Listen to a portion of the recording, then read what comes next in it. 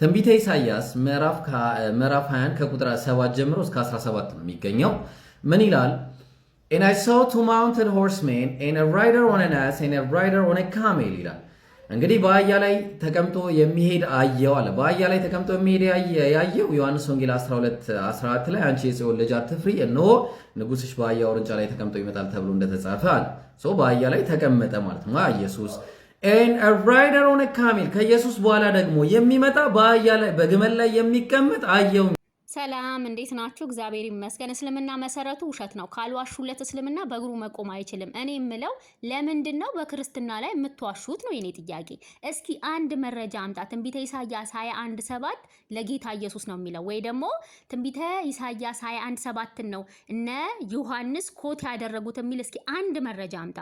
ሲጀመር ዮሐንስም ሆነ ማቴዎስ ማርቆስ ኮት ያደረጉት ከትንቢተ ዘካርያስ 9:9 ላይ ነው። ትንቢተ ዘካርያስ 9:9 ምን ይላል? አንቺ የጽዮን ልጅ ሆይ እጅግ ደስ ይበልሽ፣ አንቺ የኢየሩሳሌም ልጅ ሆይ እልል በይ፣ እነሆ ንጉሥሽ ጻድቅና አዳኝ ነው፣ ትሁትም ሆኖ በአህያና በአህያይቱ ግልገል በውርንጭላይቱ ላይ ተቀምጦ ወደ አንቺ ይመጣል ይላል። አስቀድሞ ነብዩ ዘካርያስ ይህን ተናግሯል። እነ ዮሐንስ ደግሞ ይሄንን ኮት አደረጉ። ለምሳሌ ማቴዎስ ወንጌል 21:2 በፊታችሁም ወዳለችው መንደር ሂዱ፣ በዚያን ጊዜም የታሰረች አህያ ውርንጫም ከእርሷ ጋር ታገኛላችሁ፣ ፈታችሁም አምጡልኝ። ማንም አንዳች ቢላችሁ ለጌታ ያስፈልጉታል በሉ፣ ወዲያውም ይሰዳቸዋል። ለጽዮን ልጅ እነሆ ንጉሥሽ የዋህ ሆኖ በአህያ ላይና በአህያይቱ ግልገል በውርንጭላይቱ ላይ ተቀምጦ ወደ አንቺ ይመጣል የሚለው ኦልሬዲ ተፈጻሚነት እንዳገኘ ማቴዎስም ሆነ ዮሐንስም ማርቆስም ይነግሩናል ማለት ነው።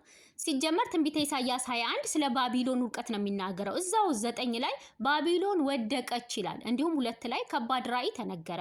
ወንጀለኛው ይወነጀላል፣ አጥፊውም ያጠፋል። ኤላሞይ ውጪ፣ ሜዶኖይ ክበቢ፣ ትካዜውን ሁሉ አስቀርቻለሁ ይላል።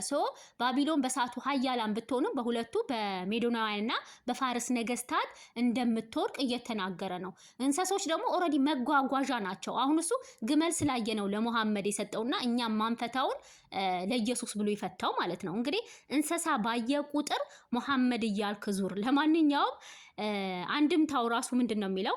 አንዱ በአህያ ተቀምጧል አለ፣ ዳሪዮስ ነው ይላል።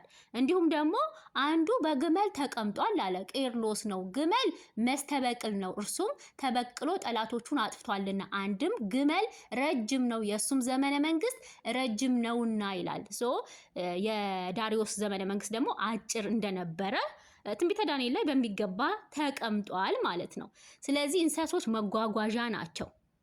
አንተ እንግዲህ ሌላም ቦታ በነገራችን ላይ ግመል ስታይ ለሙሐመድ ነው እያልክ ዙር።